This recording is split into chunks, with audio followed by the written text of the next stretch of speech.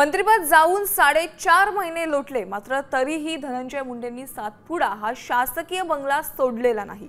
परिणामी मुंडेंवरची आता दंडाची रक्कम तब्बल 42 लाख झाली आहे। तर दुसरीकडे मंत्री छगन भुजबळ गृहप्रवेशाच्या प्रतीक्षेत आहेत।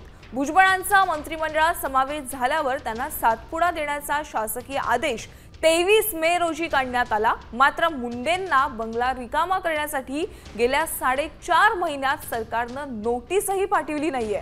त्यामुळे त्यांनी निवासस्थान रिक्त न करण्यासंदर्भात कुठलंही कारण सामान्य प्रशासन विभागाला दिलेलं नाहीये। बंगल्याचं वाटप सामान्य प्रशासन विभाग करता आणि सार्वजनिक बांधकाम विभाग त्याच्यावर ताबा ठेवतो। मुंडे यांच्या बंगल्या प्रकरणी दोन्ही विभाग एकमेकांकडे बोट दाखवतायत।